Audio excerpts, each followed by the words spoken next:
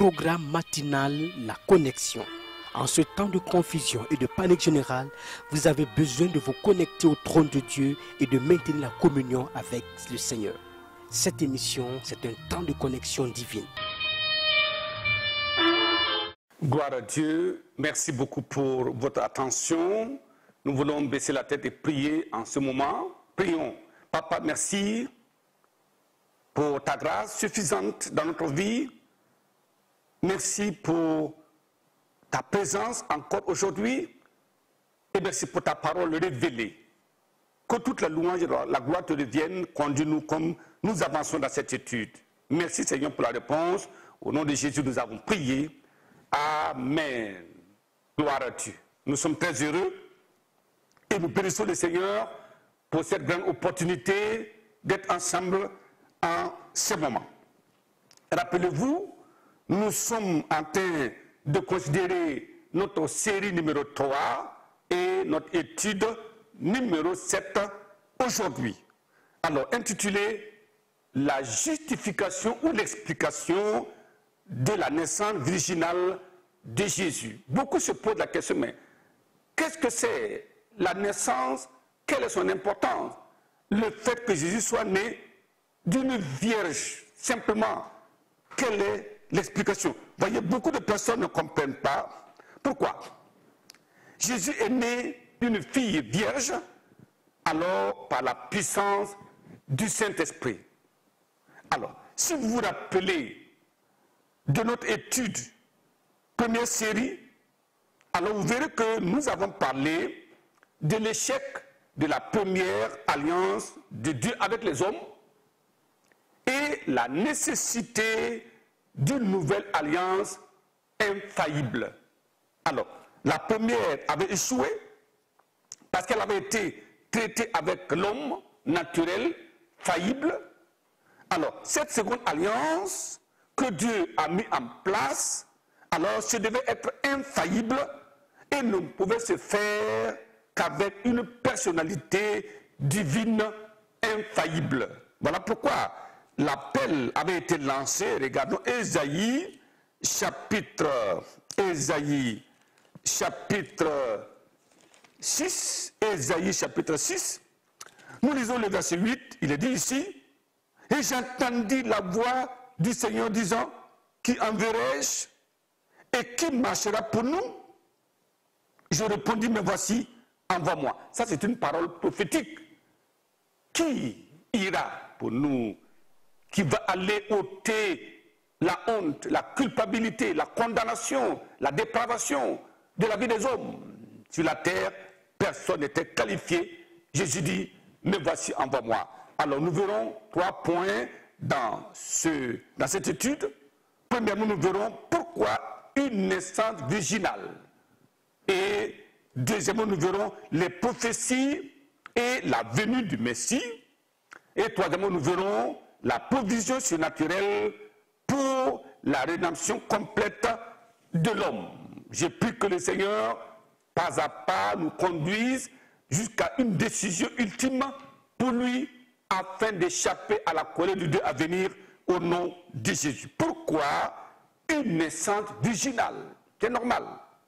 La question est normale. On peut se la poser. Mais vous savez, plusieurs raisons expliquent le pourquoi une naissance virginale d'une vierge par la puissance du Saint-Esprit et non par la volonté de l'homme. Alors, quelles sont ces raisons? Premièrement, la disqualification de tous les hommes sur la terre pour être un moyen de rédemption de l'humanité. Personne. Qui enverrai-je? Qui marchera pour nous? Il n'y a personne qui pouvait répondre sur la terre parce que tous sont nés dans le péché, dans la dépravation et sont sujets à la colère à venir. Quelqu'un qui est dans un trou ne peut pas aider un autre à sortir. Vous êtes en train de vous noyer dans la mer houleuse, mais vous ne pouvez pas encore faire sortir quelqu'un d'autre. Non, ce n'est pas possible. Ça, c'est la première chose. Voyons, Ésaïe chapitre 64. Ésaïe 64. Nous lisons le verset 6, Ésaïe 64, et le verset 6 il dit là-bas, verset 5, nous sommes tous comme des impurs. Et toute notre justice est comme un vêtement souillé. Nous sommes tous flétris comme une feuille. Et nos crimes nous emportent comme le vent. C'est cela. Personne impur, injuste, souillé, flétri. Comment un tel homme peut délivrer un autre homme du péché et du joug de Satan? Ça, c'est la disqualification. Deuxièmement, il y a l'incapacité de l'homme d'être détenteur d'une alliance infaillible. L'homme est faillible. Il a failli déjà au jardin d'Éden et il faillira donc le fait que personne n'était alors capable de détenir alors cette alliance. C'est la raison pour laquelle Dieu a trouvé un autre chemin. Troisièmement, il y avait aussi la nécessité du sang sans tache pour l'expiation des péchés des hommes. Regardons 1 Pierre chapitre 1, le verset 19, il dit, mais c'est par le sang précieux de Christ, comme d'un agneau sans défaut et sans tache. Donc, c'est cette qualification de Christ qui permet effectivement, parce que étant né d'une vierge, sans la volonté de l'homme, par la puissance du Saint-Esprit, alors il n'était pas mêlé à la dépravation des hommes. Donc, par la naissance virginale de Jésus, alors nous voyons quoi? Il est le seul homme sans péché, conçu sans la dépravation adamique, et donc il est l'agneau immaculé de Dieu pour la rémission des péchés. Voilà pourquoi c'était nécessaire. Mais beaucoup ne comprennent pas, mais c'est pour cela que Christ est venu à travers une fille vierge et il a accompli sa mission de rédemption de l'humanité. Deuxième point, nous parlerons des prophéties rapidement et la venue du Messie. Quand vous regardez Genèse, chapitre 3, verset 15, on l'a déjà vu, Dieu dit, je mettrai inimitié entre toi et la femme, entre ta postérité et sa postérité, et celle-ci t'écrasera la tête, et tu lui blesseras le talon. Dans ce temps déjà, dès que le péché est commis, alors un plan de rédemption a commencé à naître dès le verset 5 du chapitre 3 de Genèse. Alors, voyez, c'est extrêmement important. Dieu voulait mettre en place une alliance nouvelle, perpétuelle, alors pour les hommes. C'est pour cela. Alors, Ésaïe chapitre 7, le verset 14 dit, c'est pourquoi le Seigneur lui-même vous donnera un signe. Voici, la jeune fille deviendra enceinte, elle enfantera un fils et elle lui donnera le nom d'Emmanuel, le Messie, pour sauver l'humanité. Alors, dans Luc chapitre 1, le verset 21, la parole de Dieu nous dit là-bas, au verset 21, Luc, verset 21, il dit là-bas, alors, non, c'est pas Luc, Matthieu chapitre 1, le verset 21, elle enfantera un fils et tu lui donneras le nom de Jésus. C'est lui qui sauvera son peuple de ses péchés. Gloire à Dieu, c'est clair, c'est un plan divin qui était en train de s'accomplir. Les prophéties concernant la venue de Jésus et sa naissance originale sont incontestables, établies. Tout le monde est unanime sur la terre. Pour dire que, effectivement, Jésus est né d'une vierge, aucun homme ne peut contester cela parce que c'est un plan divin pour la rémission des péchés et pour la rédemption totale du genre humain. Gloire à Dieu.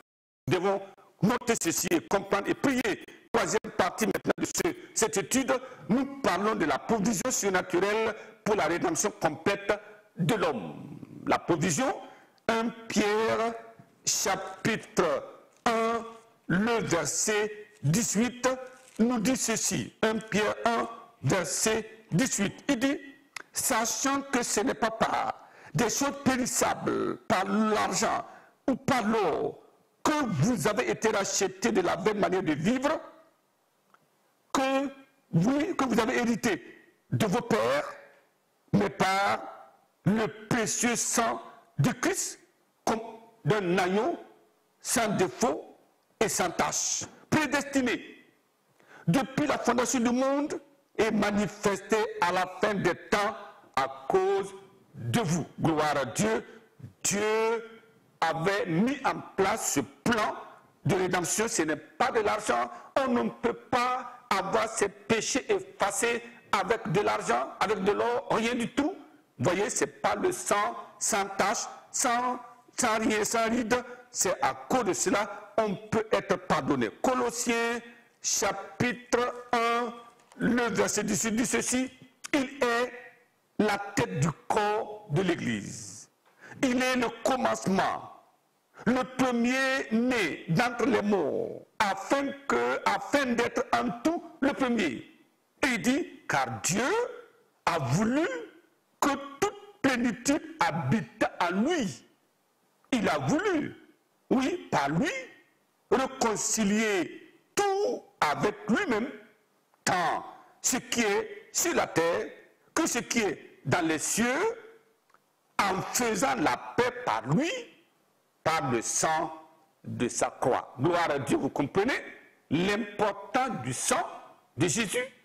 Ce sang glorieux, ce sang pur, ce sang sans tache, sans ride, c'est ce sang qui est capable de laver le cœur perverti de l'homme. C'est ce sang qui est capable d'enlever dans la conscience de l'homme toutes les mauvaises œuvres et aller dans le sens subconscient, enlever toute la pourriture là-bas, dans le cœur, tout enlever. C'est le sang de Jésus seul. Sinon, il n'y a rien, aucun médicament, il n'y a aucun remède au péché pour l'humanité. Voilà pourquoi Christ est venu, et il est venu par une vierge, et son sang est capable d'apporter la rédemption à tous les hommes. Je prie que nous comprenions cela. La provision est surnaturelle et infaillible. Tout homme peut s'approcher de Dieu par lui. C'est pour ça qu'il dit, dans Hébreux chapitre 4, verset 16, il dit ceci: approchons-nous donc avec assurance du trône de la grâce, afin d'obtenir miséricorde et de trouver grâce pour être secouru dans nos besoins. Le besoin ultime de l'homme, c'est le pardon de ses péchés, la repentance et la vie éternelle. Tu peux gagner des gratte-ciel, tu peux avoir tout sur la terre, mais si tu n'as pas Christ, tu n'as pas le salut de tes péchés, tu n'as pas le pardon. Si ta repentance n'est pas sincère, alors tu es l'homme le plus malheureux, la femme la plus malheureuse de la terre. Je prie que, comme cela est, nous allons nous appliquer. Nous sommes attendus avec impatience et compassion au pied de la croix. Pourquoi vous allez attendre encore longtemps? Non, je crois que le temps est venu, l'heure a sonné, afin de sauter sur la croix et recevoir le pardon de vos péchés, et alors intégrer le royaume de Dieu. On n'entre pas comme cela, il y a un fondement, il y a une base, et voilà pourquoi c'est à travers le sang de Jésus que nos péchés sont expiés. Et je prie que ce soit la puissance de Dieu opère le miracle dans votre vie en ce moment, au nom de Jésus. Pourquoi ne pas baisser la tête et dire, Seigneur, je comprends pourquoi Christ est né d'une fille vierge, et on parle de la naissance virginale. Je prie que la puissance de Dieu appliquée à votre cœur, à votre conscience, apporte la rédemption complète au nom de Jésus. Prions ensemble. Papa, regarde toutes ces personnes qui ont compris le message central, Christ est la rédemption totale de l'homme. Oh, il est le moyen par lequel nous sommes réconciliés avec toi. Père, je prie, comme ils avancent, comme ils croient, ils se repentent, ils se détournent du mal, du péché, et se tournent vers toi, accueille-les et intègre-les dans ton royaume, lave-les, purifie-les, justifie-les maintenant au nom de Jésus. Papa, merci parce que c'est fait. À toi, c'est la gloire pour l'éternité. Au nom de Jésus, nous avons prié. Amen. Amen. Merci beaucoup et à bientôt.